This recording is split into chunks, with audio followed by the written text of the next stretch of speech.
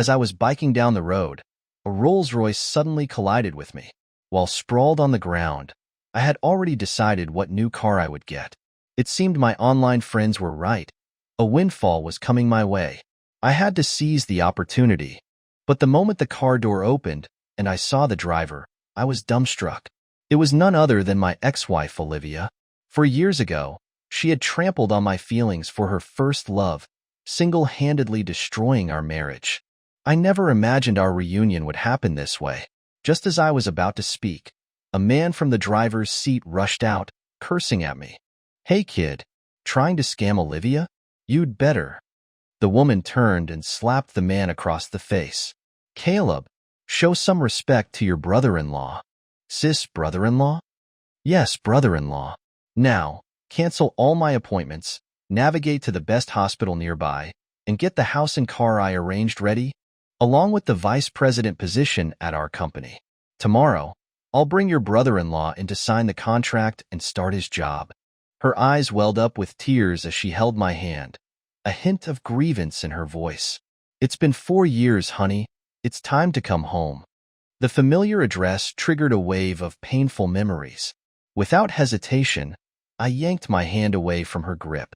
"Get lost." Supporting myself with the bicycle handle, I rose and, ignoring her calls, limped towards my office. I warned myself not to overthink it, but the more I tried to suppress it, the clearer the memories became. A pain far worse than a broken leg. Olivia and I were married for 6 years. On our 6th anniversary, I waited for her all night at the restaurant we had agreed on, only to find out she had spent a fortune on a star-studded concert for her first love. It was all over the internet. She and her first love held hands, beaming with happiness in front of the cameras. "This is just the warm-up for Ethan's return. I've also prepared flowers," she had said. As midnight struck, the entire city was lit up with fireworks, the display lasting half an hour. It was breathtaking. It seemed the flowers she spoke of were fireworks that covered the entire city. Everyone was praising their love story. It was romantic and enviable. It felt as if the whole city had witnessed Olivia's affection for Ethan. Ethan even had the audacity to send me a photo of them embracing, accompanied by a taunt. "My dear sister," Olivia insisted on celebrating. "You're not jealous, are you?" I stared blankly at the watch Ethan was wearing, the one Olivia had chosen specially the week before. I thought it was my anniversary gift. I bought her a necklace in exchange. It now appeared that the gift was to celebrate Ethan's 3rd year back home. Our 6-year anniversary meant nothing compared to her first love's return. A bitter smile tugged at the corner of my lips. The happiness in Olivia's eyes in the photo was something I had never seen before. With me, she was always aloof, like a boss carrying out her duties. I had assumed that was just her personality, and I tried to accept it. Looking at it now, it was simply the wrong person. Only in front of someone she truly cared about could she smile so genuinely. I called her and asked where she was. "Working overtime at the company," she said. Even with Ethan's affected voice clearly audible beside her, she could lie so calmly. I clenched my fist. "Olivia, let's get a divorce. It's time to let each other go." There was a moment of silence on the phone, then a furious voice responded, "James, what nonsense are you spouting in the middle of the night? I told you I'm work." I interrupted with a cold laugh. "Ms. Olivia, the fireworks are indeed beautiful. I can see them from here." After hanging up, I slumped onto a chair and glanced around. This restaurant was where Olivia and I celebrated every anniversary. It was where we had our first date, a place filled with love. But since Ethan returned, she had barely set foot in it, instead spending her days walking along the high school paths with Ethan. The Ferris wheel in the background of a picture Ethan sent was also where they had shared their first kiss. Looking at myself in the reflection of the glass, I realized that relationships need to be mutual. Olivia and I were indeed happy together in the first few years of our marriage. But since Ethan came back, my so-called efforts had been completely useless. I had just been a self-proclaimed lapdog, a clown. I returned the gifts I had purchased. In the middle of the night, I went home to move all my belongings, leaving the place that had once made me happy. I returned to the apartment I had bought. It wasn't until the 5th day that Olivia called. James, so you've grown wings and are now threatening me with a runaway? I prepared your anniversary gift. If you still want it, you'd better come back immediately. We were supposed to be the most caring of relationships, but after being gone for 5 days, the first thing Olivia did was to angrily question me. I suddenly remembered last year when it was my birthday. Ethan had a cold, and she abandoned me without hesitation to go to Ethan's house, tens of miles away, to care for him for a week.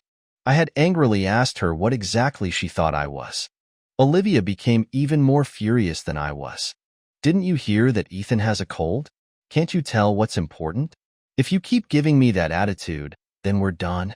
The blatant threat left me unable to retort. I loved her, and I didn't want to lose her. So, I gave in to her again and again. But now, I was truly tired. I don't want it anymore. Just throw it away. I wanted to forget Olivia and return to my life before marriage, hanging out with friends at karaoke or gaming in internet cafes. But then, a week later, I encountered her at my office entrance. She was dressed in a white dress, like an ethereal fairy, surrounded by curious onlookers. In the past, Olivia's beauty would always make me anxious. I would be proud to have married such a beautiful woman, but at the same time, I was worried that her charm was so great that someone would steal her away.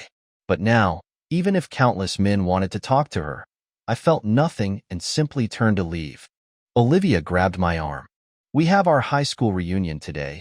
You said you would come. I was taken aback because Ethan was Olivia's high school classmate. I had previously insisted on going so that I could keep them apart. But now, after some thought, I realized there were things that I needed to say face to face, so I followed her into her car. I noticed a pink bracelet on her wrist. She casually explained, "This is Ethan's anniversary gift to us." The words sounded ridiculous.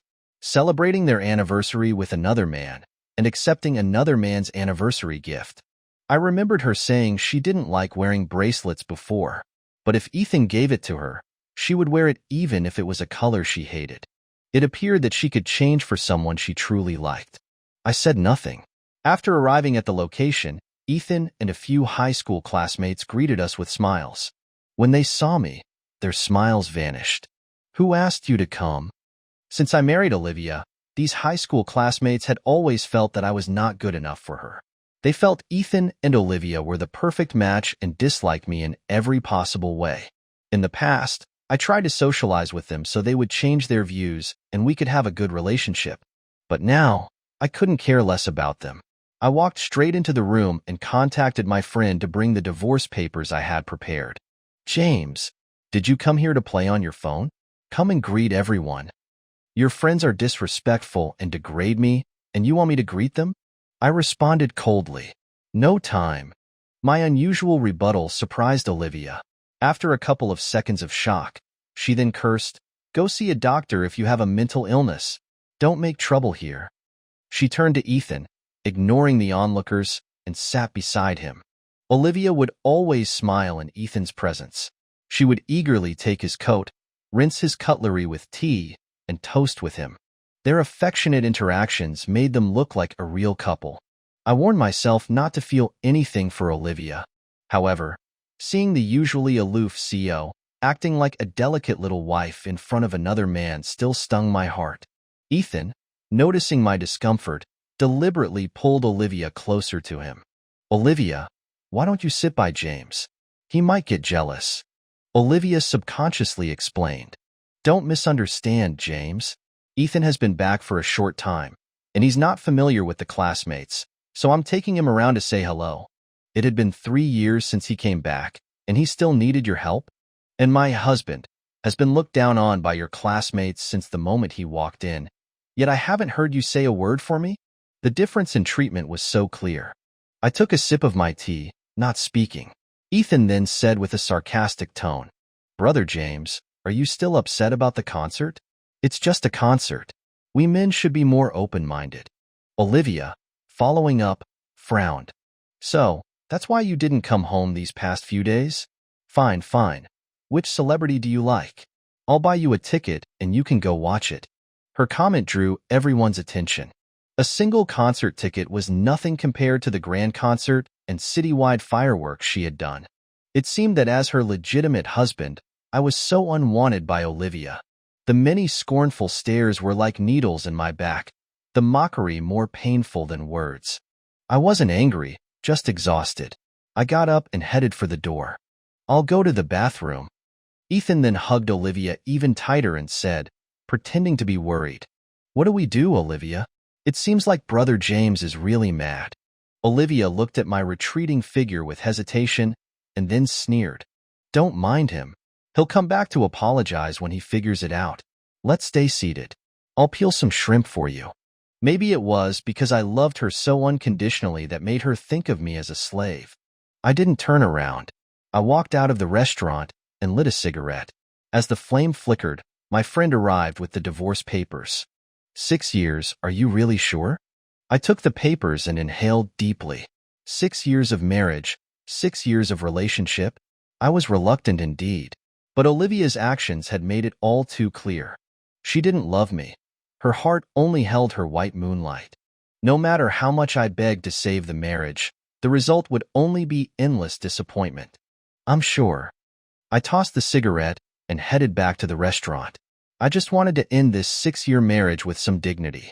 But as I was about to push open the door, I heard laughter coming from inside. James is such a terrible substitute. He's not as handsome or gentle as Ethan. He doesn't deserve Olivia. What do you all think? Haha, that's right. He's not worthy at all. A substitute?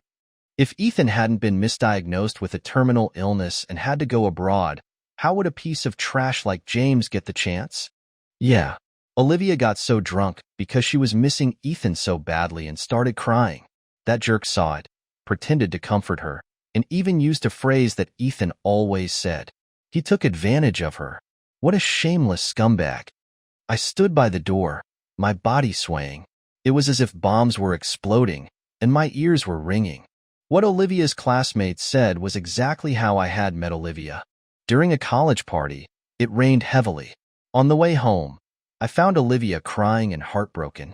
Seeing that she was alone, I offered her my umbrella and offered to send her back to her dormitory, comforting her softly. After that, we gradually became closer. We naturally became a couple and then a married couple. Olivia had shyly confessed that she had fallen in love with me at first sight. For a long time, that statement made me proud. But now I knew. She meant that she fell in love with me because I was like her first love when I comforted her. Was this marriage built upon lies from the very beginning? My heart was suddenly in unbearable pain. I stood at the door in a daze, not hearing Olivia deny their claims. Instead, Ethan suddenly started confessing his feelings. Olivia, it was all my fault. If I had known earlier that my terminal illness was a misdiagnosis, we wouldn't have separated. I came back this time just to... He didn't continue, but everyone knew what he was implying. Ethan looked at Olivia affectionately. Olivia, if I could have come back earlier, would you have left James to be with me? The room fell silent. Everyone was waiting for Olivia's answer. I saw tears in the corner of her eyes. Silly, she replied. If you hadn't insisted on leaving, we wouldn't have separated. Even if your terminal illness was real, I would have been by your side. The room erupted with cheers and chants, urging them to kiss. The two moved closer, their lips approaching. My heart shattered at that moment. I kicked the door open. The room froze, everyone staring at me in shock, having forgotten that I, her legitimate husband, was also present. Olivia abruptly pushed Ethan away and approached me. That's not it, James. Listen to me, it's a missund. I slapped the divorce papers on her face. I see, you don't want to end things gracefully. James, you. I pulled a chair and sat directly on Ethan's face. Forget the what-ifs, old chap.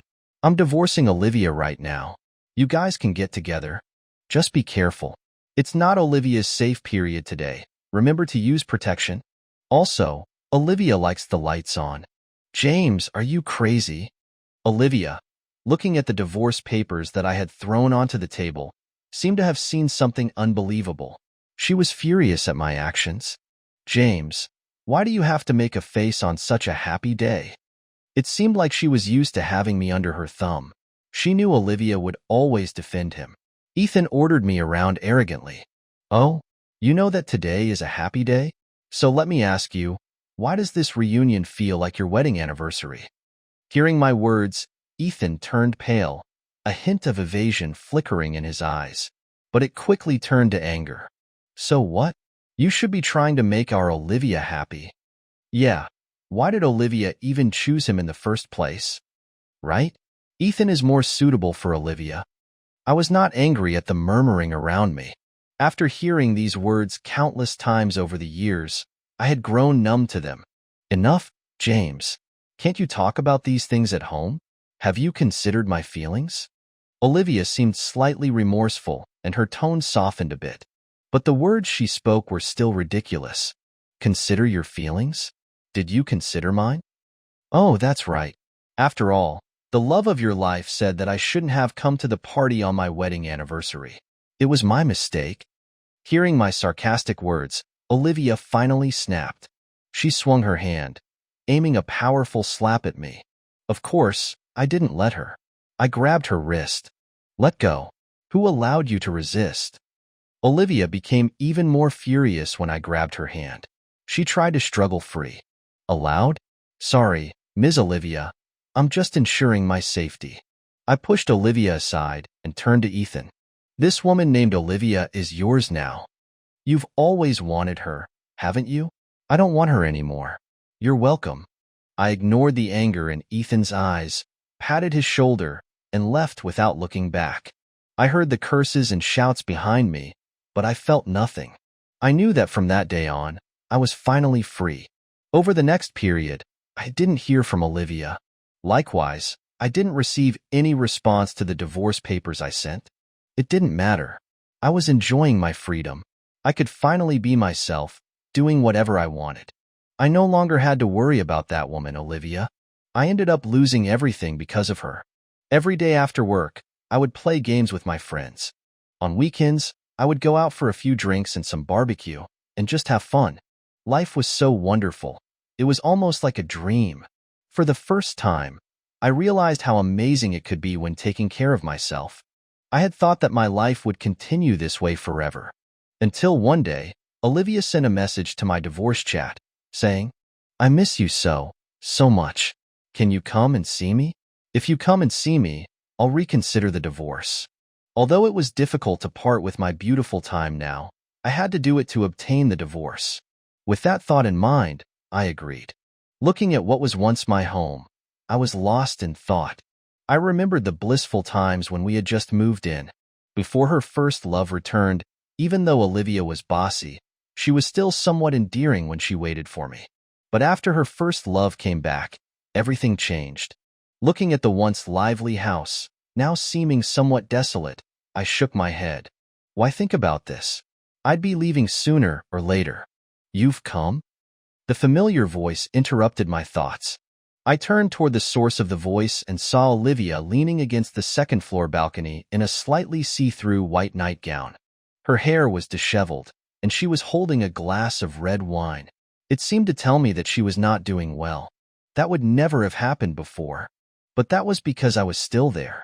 Now that I had left, Olivia's life was clearly out of control. In that respect, she and Ethan were a perfect match. But what did it matter? What does that have to do with me, someone who was going to leave? I walked up to Olivia expressionlessly and took the divorce papers I had prepared from my pocket. Sign it. After this, we'll have nothing to do with each other. You can live happily ever after with your first love. As if she hadn't heard me, Olivia downed her red wine and threw the glass onto the floor. James, I've been having a hard time these past few days. Whether intentionally or not, Olivia staggered and fell into my arms. I didn't let her. I pushed her away and said, Ms. Olivia, your current condition is your personal matter and has nothing to do with me. Right, since whenever I was around, she had her meals and her clothing taken care of. Now that she was missing a servant, it was natural that she was not doing well. James, I know you're mad at me. I was wrong that day. I'll never do that again. You can beat me or scold me if you're angry, as long as you come back. I looked at her heartbroken expression without feeling a single emotion. Of course, Most men would feel sorry for a woman in front of them, crying her heart out. But I knew very well what kind of person Olivia was. She always resorted to this tactic to get my forgiveness whenever she made a mistake. And yet, I had given her countless chances. This time, it had to end. Me coming back? Okay. Hearing me say that, a glimmer of hope shone through Olivia's once dimmed eyes. Really, James? I knew you still loved me. Let's throw away the divorce papers, and you can move back in tonight, okay? Looking at Olivia, who was suddenly full of hope, I completed my sentence. But what about your first love, Ethan? She froze for a moment. Yes, she froze for a moment. It seemed like she had never considered that. She even thought that I wouldn't bring it up. He's just a normal friend. There's nothing between us anymore. I won't see him again. From now on, my life will only have you, James. Looking at Olivia, who was making a vow to me, I couldn't help but smile. How many times had she used this trick? Olivia, you really think that I'll fall for it again? And return to being someone who was at your beck and call, taking care of all your needs? People learn what it means to cherish someone after losing them. Okay, then I want you to call him in front of me and tell him to leave my life. Hearing my words, Olivia trembled, as if she had heard the one thing she dreaded most. As she was about to react, her phone began to ring. She stared at me, unsure whether to answer or not. Seeing that expression, I knew it was Ethan calling again. Because whenever she received a call from Ethan, her eyes would always glimmer with a tenderness that had never been there for me. Answer it. As soon as I said that, she picked up the call. Watching her eyes change from confusion to shock and then to concern, I realized that she had never changed. Ethan, something happened at home. I have to go help him now. Without waiting for me to respond, Olivia grabbed a coat and headed to the door. As expected, she was exactly as I had thought. This woman would never change.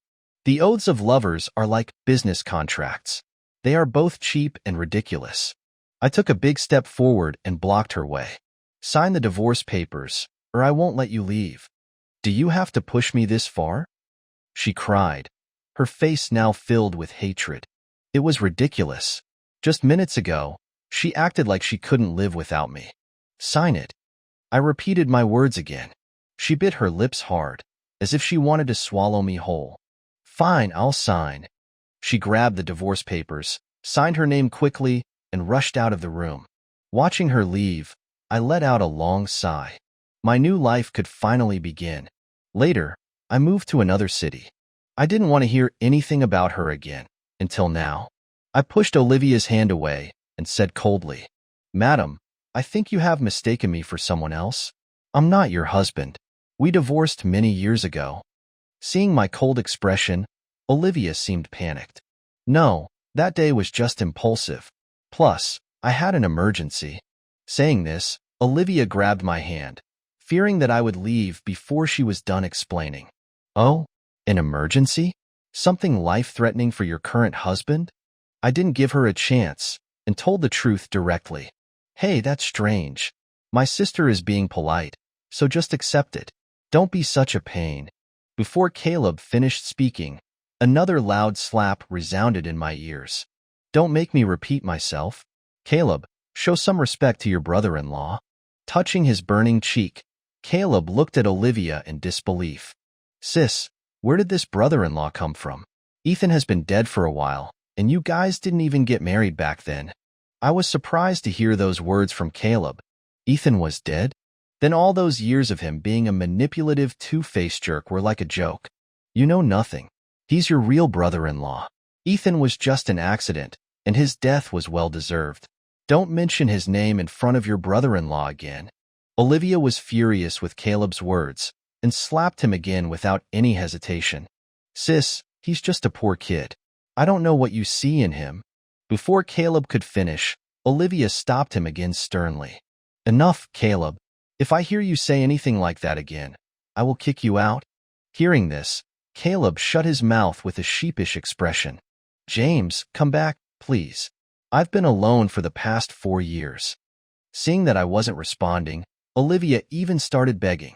Alone? Wasn't that popular Ethan with you? Neither mocking nor angry. I had completely lost all feelings for Olivia, so I just asked coldly, "You misunderstand me, James. I was blind back then. I always thought Ethan was a good friend. But when you left, he revealed his true colors. He said he was finally able to get rid of you and have me all to himself. And when I refused, he even tried to use force on me. Later, he died in a car accident while I was running away. I was a bit sentimental after hearing Ethan's fate. The man who had been at loggerheads with me back then had come to such a bitter end. However, given what he had been like, I was not surprised at all. Nice story, but what does that have to do with me, Ms. Olivia? Are you threatening me, saying that I'm responsible for all of this? I might have to tell the police that someone is slandering me." Hearing my words, Olivia panicked and quickly explained, "No, it's not what you think. Over the years, I've finally realized how ridiculous I was back then." Olivia pulled at the corner of my clothes, her eyes already filled with tears. "So, please, I beg you, come back, James." Olivia used a desperate and pleading tone to say this. Perhaps I might have felt sorry for her before, seeing her like this, but 4 years was enough to erase everything. I felt no anger nor disgust for the woman in front of me. To me, she was just a stranger, nothing more. "There's no possibility for us, Olivia. Do you really think that I would choose a woman who has hurt me so many times, a woman who always chose other men instead of me?" Hearing my words, Olivia seemed at a loss. But hearing this, Caleb got fired up. "Hey you, do you know how many guys were chasing my sister? They were lined up from France to Paris. This is the first time I've seen my sister begging a man like this. You better know your place, you poor kid." I wasn't angry at Caleb's words. I just took it as arrogance that came with youth. And besides, I was not poor, right? Poor kid? I forgot to ask, Ms. Olivia. You do have an important meeting to attend later, right? Of course, a deal worth 100 million. You can't afford to delay. I remember the CEO on the other side is surnamed Jiang, right? So what? Do you want to participate? Halfway through, Caleb realized what was going on and looked at me in disbelief. "So, for the future of the company, I hope we can have a pleasant cooperation, Ms. Olivia." I looked at Olivia, who was staring blankly at me, and said, Is there really no hope for us anymore? If you're talking about work, I think there shouldn't be any problems if we cooperate well."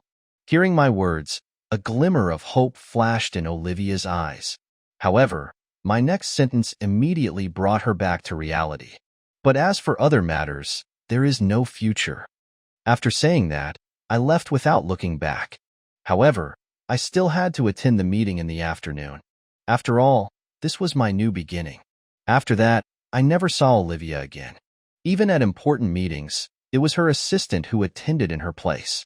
This time, she finally left my life for good.